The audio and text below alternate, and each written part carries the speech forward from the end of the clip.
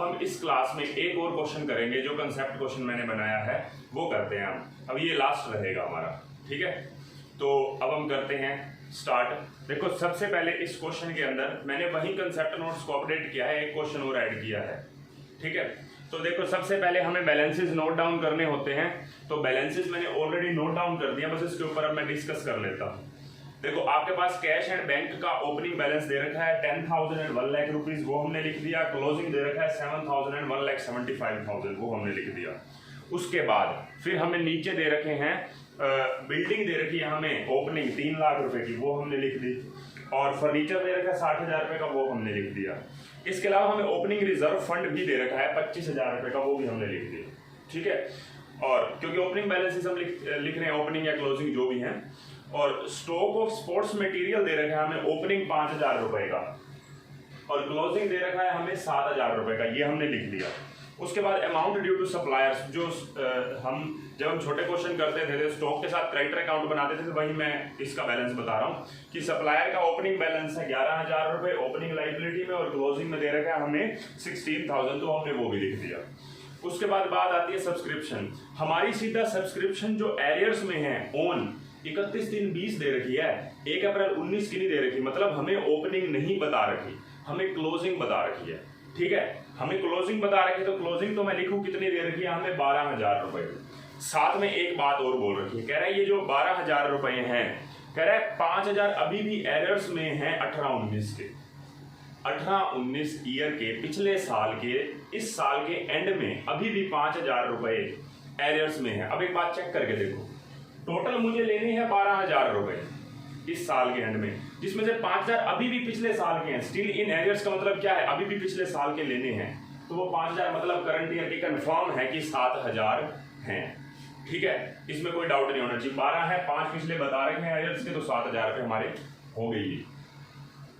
अच्छा, उसके बाद हमें कह रखा है कि ना 2,000 जो है ना 2,000 रुपीज जो है फॉर ईयर 19-20 19-20 के, मतलब इस साल के 2,000 अभी सब्सक्रिप्शन के थे, वो हमें पिछले साल 18-19 में मिल गए थे। अगर पिछले साल मिल गए थे तो इस साल के ओपनिंग एडवांस में वो आने चाहिए। देखो subscription received in advance, opening advance 2,000 रुपए, ये हमारे सारे के सारे बैलेंसेस हो जाते हैं। मतलब इसके अलावा हमें अब कोई दिक्कत नहीं है, हमारा पहला स्टेप कवर्ड है, जिसमें हमें सारे के सारे क्या लिखने थे, सारे के सारे बैलेंसेस लिखने थे। अब मेरा नेक्स्ट स्टेप क्या है, ट्रांजैक्शंस का है, तो मैं ट्रांजैक्शंस नोट करूंगा, ठीक है।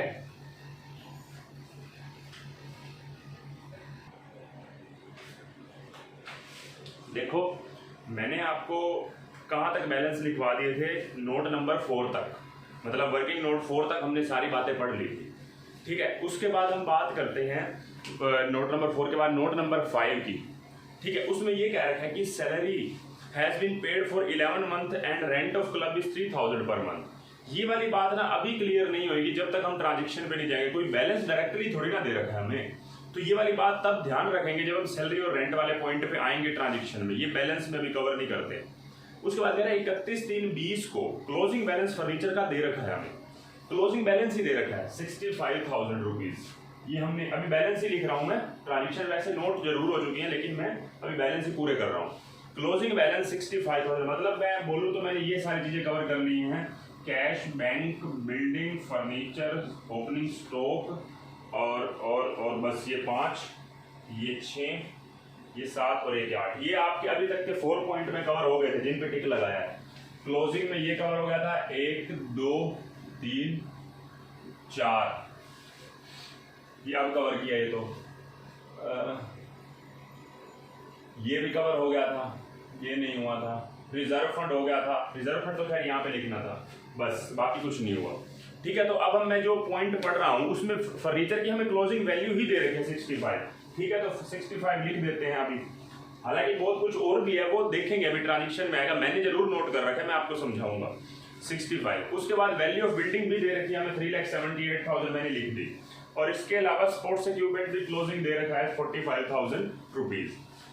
देखो आपको अगर क्लोजिंग दे रखा है तो इन तीनों की मैचिंग करने की तो जरूरत है ही नहीं, लेकिन मैं फिर भी बताऊंगा मैचिंग करने की जरूरत क्यों है इन तीनों के लिए भी, ठीक है। उसको समझते हैं बाद में। आगे क्या कह रखा है, कह रखा है कि ना at the end prepaid expense है 1,000 रुपए के लिख दो, प्रीपेड एक्सपेंस है आपके 1000 रुपए की। जो बैलेंस सीधे सीधे दे रखा है ना उसको तो लिखने में सोचना ही है। प्रीपेड एक्सपेंस हमारा एक क्लोजिंग दे रखा है, ठीक है, तो हमने लिख दिया। उसके बाद कह रहा है a donation of 10,000 was wrongly included in the subscription of current year. ये बैलेंस तो नहीं है कम से कम, दोबारा पॉइंट ये पढ़ लेंगे, फिलहाल बैलेंसेस वाले फर्स्ट स्टेप में कवर नहीं होता, ठीक है। Entire donation and 25% of entrance fees to be capitalise, ये भी कोई बैलेंस नहीं है। उससे नेक्स्ट पॉइंट भी बैलेंस नहीं है। ये कह रहा है कि 50% of entrance fees and 20% of surplus to be transfer to reserve fund. ये बातें लिखी जरूर हुई हैं, काम की है, लेकिन बैलेंसेस में कवर नहीं होती, तो मैंने बैलेंसेस नोट डाउन करवा दिए। अब जो ये बातें आई उसको कवर करेंगे। क्या कह रखा है, सबसे पहले हम पहली ट्रांजेक्शन पे आते हैं, एंट्रेंस फीस पे। आप पढ़ो एंट्रेंस फीस कितने रुपए की है। आपकी एंट्रेंस फीस दे रखी है 1,20,000 रुपए की। आपको ट्रीटमेंट पता है आपको क्या करना है, कि कैपिटलाइज करना है या उसमें इनकम एंड एक्सपेंडिचर में दिखाना है। आपको पता है कि +2 का ट्रीटमेंट भी और आपको पता है सीए फाउंडेशन का ट्रीटमेंट भी। लेकिन जब क्वेश्चन खुद ही बोल रहा है कुछ अदरवाइज कुछ बोल रहा है तो हम अपने लॉजिक तो लगा नहीं सकते। उसने खुद बोला है। अगर मैं एंट्रेंस फीस की बात करूं तो आप पॉइंट नंबर 9 पढ़े, जिसमें कह रहा है entire donation and 25% of entrance fees to be capitalise. फिलहाल 9th पॉइंट में एंट्रेंस फीस वाले पॉइंट पे बात करते हैं, डोनेशन वाले पॉइंट पे जब ट्रांजेक्शन पे आएंगे तब बात करेंगे। कह रहे 25% एंट्रेंस फीस को कैपिटलाइज कर दो, मतलब 1,20,000 का 25% 30,000 तो कैपिटलाइज हो गए, ठीक है। अगली ही लाइन में कह रहा है 50% एंट्रेंस फीस को रिजर्व फंड में ट्रांसफर कर दो। तो रिजर्व फंड पहले से 25 का था, उसमें एंट्रेंस फीस 60 और जाएगी, 1,20,000 रुपए का 50%। अल्टीमेटली टोटल मिला के एंट्रेंस फीस कितनी कैपिटलाइज हो गई, कितनी कैपिटलाइज हो गई, टोटल हो गई हमारी 60 और 30 90। एक तो डायरेक्टली और एक रिजर्व फंड में चली गई। अब मैं आपसे पूछता हूँ, बाकी चीज साइलेंट है, ये मायने नहीं रखता कि आप 12th क्लास में ऐसी फाउंडेशन में, बाकी चीज साइलेंट है तो आप खुद दिमाग लगाए ना कितना। उसने खुद बोल दी इसको कैपिटलाइज करना, तो बचे हुए को तो क्या होगा, इनकम एंड एक्सपेंडिचर में डालना होगा, रिवेन्यू रिसिप्ट ही होगी। समझ रहे हैं ना बात को। तो इसीलिए हम उसको एंट्रेंस फीस को कहाँ लिख देंगे, यहाँ पे। 25% बचा हुआ पोर्शन है, 25% के लिए बोल रखा था कैपिटलाइज करना है, 50% को हमने रिजर्व फंड में डाला है, मतलब बचे हुए 25% कहाँ जाने हैं, इनकम एंड एक्सपेंडिचर, ठीक है। तो अपना लॉजिक हमें लगाने की जरूरत ही नहीं है। उसके बाद हमने एंट्रेंस फीस का पॉइंट पढ़ लिया। एंट्रेंस फीस के बाद अब नेक्स्ट पॉइंट पे आते हैं। ये कह रहा है सब्सक्रिप्शन। आपकी टोटल सब्सक्रिप्शन काउंट करो। पिछले साल की आपकी 25,000 रुपए मिली है, करंट ईयर की 1,00,000 मिली है, नेक्स्ट ईयर की 1,20,000 मिली है। कहने का मतलब टोटल रिसिप्ट 1,45 की है। 1,45 है जरूर, लेकिन क्वेश्चन में एक बात बोल रही है नीचे ही, कह रहा है इसमें से 10,000 रुपए डोनेशन के गलती से हमने सब्सक्रिप्शन में डाल दिए। करंट ईयर की सब्सक्रिप्शन में गलती से हमारे डोनेशन के 10,000 चले गए हैं। अल्टीमेटली आपकी जो करंट ईयर के मिले हैं ना, वो 1,00,000 नहीं मिले। देखो 25 मिले हैं पिछले साल के, 1,00,000 मिले करंट ईयर के, नेक्स्ट ईयर के 1,20,000। वो 1,00,000 एक्चुअल में नहीं है इस साल के, वो 90,000 है। तो अल्टीमेटली 90,000 है ना, तो 10,000 रुपए हमारे डोनेशन में ऐड हो जाएंगे। वो डोनेशन के पॉइंट पे आते हैं। डोनेशन में 10,000 ऐड करने, ये मत भूलना। बाकी मुझे ये पता है कि 1,35 मिले हैं, 1,45 नहीं मिले, ठीक है। सब्सक्रिप्शन के नाम के 10 हटा दिए, 1,35 ही है। इसके अलावा मुझे पता है कि क्लोजिंग सब्सक्रिप्शन मैंने अभी बैलेंसेस वाले पॉइंट में लिखा था कि 5,000 लास्ट ईयर के, 7,000 करंट ईयर के बैलेंस निकला था, टोटल 12 दे रखा था, 12 में से 5 के 7, ये मैंने एज इट इज लिख दी। फिर क्वेश्चन में ये भी कह रहा है कि सब्सक्रिप्शन रिसीव्ड इन एडवांस 2,000 है, वो भी मैंने लिख दी। और करंट ईयर की रिसिप्ट में क्लियरली दिख रहा है कि अगले साल के 20,000 मिले हैं, वो भी मैंने लिख दिए। मतलब मैंने ये लिख दिया, ये लिख दिया, ये लिख दिया और ये लिख दिया। अब मुझे ओपनिंग देखने, ओपनिंग कितने लेने थे। देखो आप खुद चेक करो, 5,000 अभी भी लेने बाकी हैं, 5,000 अभी भी लेने बाकी हैं। और साल के बीच में मिले कितने हैं, पिछले साल के 25,000 मिले हैं, 25 मिले हैं, 5 अभी भी लेने बाकी, मतलब लेने थे 30, तो 25 + 5 30,000 रुपए। क्लियर बात है, ठीक है। तो इससे आपका 99,000 निकल के आ गया, इनकम एंड एक्सपेंडिचर का बैलेंस निकल के आ गया। ये हो गया हमारा 149, ठीक है। 149 - 50 99,000 वर्किंग नोट नंबर 2 से, ठीक है। अगले पॉइंट पे आते हैं। सब्सक्रिप्शन के बाद नेक्स्ट पॉइंट है हमारा टूर्नामेंट फंड का। टूर्नामेंट फंड 50,000 रुपए है, साथ के साथ देखो टूर्नामेंट एक्सपेंसेस हैं, यस हैं, 55,000 रुपए के टूर्नामेंट एक्सपेंसेस भी हैं। 50 में से 55 लेस कर सकते हैं तो 5,000 नेगेटिव आता है। मतलब मुझे टूर्नामेंट फंड में से एक्सपेंसेस लेस करने के बाद अभी भी 5,000 पूरे नहीं हो पा रहे, वो कहां चले जाएंगे? इनकम एंड एक्सपेंडिचर के डेबिट में। ये पॉइंट होगा, मतलब यहाँ पे कुछ ट्रीटमेंट करने की जरूरत ही नहीं है। हमारे पास जितना फंड है उससे ज्यादा तो खर्चा कर दे, तो जितना ज्यादा किया वो मेरा डायरेक्टली एक्सपेंसेस में चला जाएगा। उसके बाद टूर्नामेंट फंड के बाद नेक्स्ट पॉइंट है हमारा, नेक्स्ट पॉइंट है इंटरेस्ट ऑन इन्वेस्टमेंट का। इंपॉर्टेंट पॉइंट है, कह रहा है interest on investment 10% per annum for full year. पूरे साल के मुझे 20,000 रुपए मिले हैं। अरे कहां से मिल गए? हमारे पास तो इन्वेस्टमेंट थी नहीं, हमने ओपनिंग बैलेंस में 1 2 3 4 5 नीचे वाले पॉइंट मत पढ़ना, 1 2 3 4 5 कहीं पे इन्वेस्टमेंट है ही नहीं। इन्वेस्टमेंट है तभी तो इंटरेस्ट मिला है। मैंने आपको बताया था कुछ बैलेंसेस के टाइम पे नहीं दिखते, कुछ बैलेंसेस का पता ट्रांजेक्शन के टाइम पे पता लगता है कि वो भी एग्जिस्ट करते थे। तो मैं वर्किंग नोट नंबर 3 से जो 20,000 रुपए की इन्वेस्टमेंट है, जो 20,000 रुपए की मेरी इन्वेस्टमेंट है, उसका 100/10 कर दूंगा तो 2 लाख रुपए मेरी क्या निकल के आ जाएगी? इन्वेस्टमेंट। इनकम को मैं यहाँ पे लिख देता हूँ 20,000 रुपए को, वर्किंग नोट जो भी था, और जो इन्वेस्टमेंट निकल के आई है वो मैं लिख देता हूँ यहाँ पे वर्किंग नोट 3 से, कि मतलब मेरी 2 लाख रुपए की इन्वेस्टमेंट थी। ठीक है, उसके बाद फिर कह रहा है सेल ऑफ फर्नीचर। फर्नीचर हमने 10,000 रुपए की कॉस्ट वाले को 7,000 रुपए में बेचा है, तो मुझे 3,000 का लॉस हुआ है। 3,000 का लॉस हुआ है तो मैं 3,000 का लॉस यहाँ पे लिख देता हूँ। अब मेरे पास फर्नीचर जो था ओपनिंग था 60,000 रुपए का, उसमें से 10,000 की कॉस्ट वाला गया। हालांकि आपको क्लोजिंग बैलेंस भी दे रखा है, उसका करते हैं क्या करना है। 60,000 का था, 10,000 की कॉस्ट वाला गया। बस अभी तक मुझे ये पता है, 1 2 और ये 3 बातें। इसके ऊपर अभी देखते हैं। उसके बाद नेक्स्ट पॉइंट आ रहा है डोनेशन का। डोनेशन ना आपकी 50,000 रुपए की है, और ध्यान करो सब्सक्रिप्शन में भी 10,000 की थी, मतलब टोटल अल्टीमेटली आपकी 60,000 की डोनेशन है। 60,000 की डोनेशन है, और कह रखा है क्वेश्चन के अंदर entire donation to be capitalised. Question खुद बोल रहा है कि सारी की सारी डोनेशन को आपने कैपिटलाइज्ड करना है, तो 50 + 10 60,000 रुपए सारे के सारे यहाँ पे शो हो जाएंगे। देखो इनकम एंड एक्सपेंडिचर में कुछ नहीं जाएगा। ठीक है, डोनेशन का पॉइंट भी हो गया। मिसलेनियस रिसिप्ट 60,000 रुपए की डायरेक्टली लिख देंगे। ठीक है, तो आपका इनकम एंड एक्सपेंडिचर की रिसिप्ट एंड पेमेंट की डेबिट वाली सारी ट्रांजेक्शंस हो गई। अब क्रेडिट वाली पे आते हैं। क्रेडिट वाली में पहली आइटम पढ़ो रेंट। रेंट के बारे में कुछ बोल रखा था, कह रहा है कि हमारा जो रेंट है ना 3,000 पर मंथ है। 3,000 पर मंथ के हिसाब से 12 महीने का 36,000 रुपए बनता है, लेकिन पेमेंट साइड में 30 हुआ है। अल्टीमेटली आपका जो रेंट है उसमें 2 महीने का 3,000 × 2 6,000 रुपए, मतलब टोटल 36,000 रुपए का खर्चा है। 6,000 रुपए मेरा आउटस्टैंडिंग है, 3,000 × 2। ठीक है, लिख दिया। उसके बाद फर्नीचर, आपने फर्नीचर परचेज किया है। देखो पहले 60,000 का फर्नीचर था, 10,000 की कॉस्ट वाला चला गया, 20,000 रुपए का परचेज किया, और आपका क्लोजिंग भी गिवन है। यहाँ पे एक काम कर सकते हो आपको पता है कि 60 में से 10 गया 50, 50 और 20 70,000 रुपए का फर्नीचर होना चाहिए था, और 65 का बचा पड़ा है, तो 5,000 क्या है? बैलेंसिंग फिगर डेप्रिसिएशन है। समझ गए बात को? हालांकि इसको डेप्रिसिएशन वाले स्टेप में भी कवर कर सकते थे, कोई प्रॉब्लम नहीं है, लेकिन आप इसको यहीं पे कवर कर दो, कोई प्रॉब्लम नहीं। जब आपको पता है कि बैलेंसिंग फिगर आ रहा है, हालांकि अभी भी नहीं करना ना, क्योंकि आप ट्रांजेक्शन अभी कर रहे हैं, तो कोई दिक्कत नहीं, आप बैलेंसेस में कवर कर लेना। उसके बाद देखो फर्नीचर के बाद नेक्स्ट पॉइंट है पेमेंट टू सप्लायर। सप्लायर को अगर आपने पेमेंट करी है तो स्टॉक और क्रेडिटर अकाउंट को ध्यान करो, छोटे क्वेश्चंस में करते थे। तो आपका जो स्टॉक अकाउंट है, आपका जो स्टॉक अकाउंट है 5,000 रुपए का है।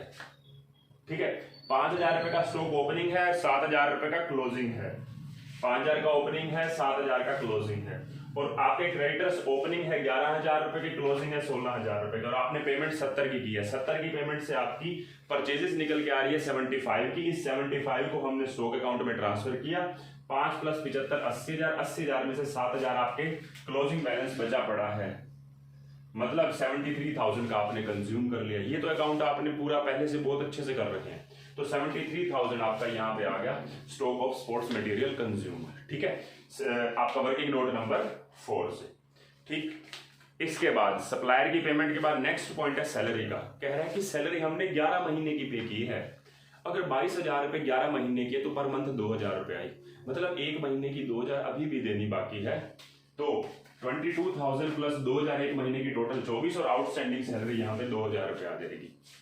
ठीक, उसके बाद जनरल एक्सपेंसेस। जनरल एक्सपेंसेस के बारे में स्पेशली पहले बोल रखा था, कह रहे 1,000 रुपये का प्रीपेड एक्सपेंसेस है क्लोजिंग में। तो देखो आपने क्लोजिंग में तो 1,000 लिख दिए थे, तो प्रीपेड का यहाँ पे ट्रीटमेंट तो करो, 13 माइनस 1 12,000 रुपये। प्रीपेड को लेस करते हो ना, ये तो फाइनेंशियल स्टेटमेंट नॉर्मल में भी ट्रीटमेंट होता था कि प्रीपेड एक्सपेंसेस क्लोजिंग दे रखा है तो लेस कर दो बस, ठीक है। और 1,000 रुपये हमने ऑलरेडी यहाँ पे लिख ही रखे हैं। प्रीपेड एक्सपेंस के बाद मतलब जनरल एक्सपेंस के बाद टूर्नामेंट एक्सपेंसेस ऑलरेडी हो चुके हैं। स्पोर्ट्स इक्विपमेंट आपके पास पहले से नहीं था तो 50,000 रुपये का आपने खरीदा और इसका क्लोजिंग बैलेंस हमें ऑलरेडी पता है 45 है। इसके अलावा बिल्डिंग 1,20,000 की परचेज की है, पहले से बिल्डिंग पड़ी थी आपके पास 3 लाख रुपए की, 1,20 की और परचेज की और क्लोजिंग बैलेंस इसका गिवन है। तो आपने सारी की सारी ट्रांजेक्शन्स कर ली। थर्ड स्टेप पे आ जाते हैं हम। दूसरी ट्रांजेक्शन वाला हमारा सारा काम हो चुका। थर्ड स्टेप पे आपको पता है आप डेप्रिसिएशन लगाते हो। डेप्रिसिएशन जो क्लियरली इन्हें बोल नहीं रखा कि रेट कितना है, सीधा डेप्रिसिएशन के बाद का बैलेंस दे रखा है, तो डिफरेंस डेप्रिसिएशन है।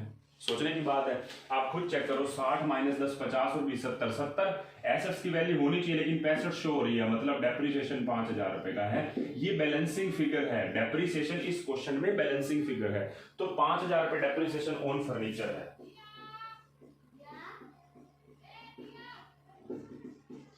ठीक है, ये 5,000 रुपए डेप्रिसिएशन फर्नीचर का है।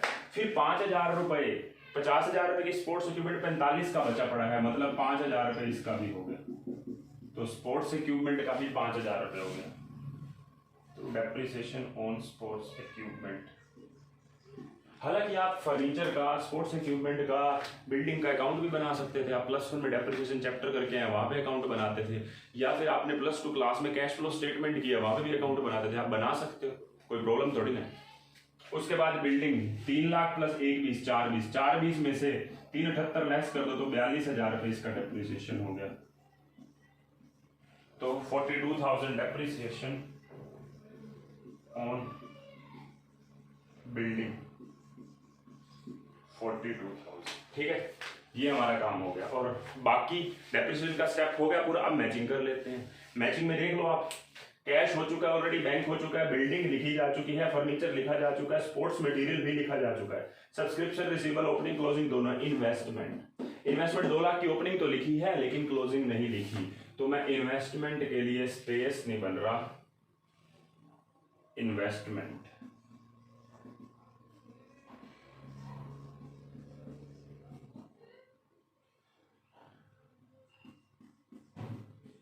इन्वेस्टमेंट का स्पेस थोड़ा बना नहीं। बाकी मैंने यहाँ पे बैलेंस शीट हटा दिया बीच में से, कोई नहीं, अब लिख देता हूँ एज एट 1/4/19। थोड़ा स्पेस की दिक्कत रहती है हमेशा, पता नहीं लगता ना कि कितना हमें स्पेस नीचे करना है या ऊपर, जैसे भी, इसलिए मैंने उसी हिसाब से बना दिया।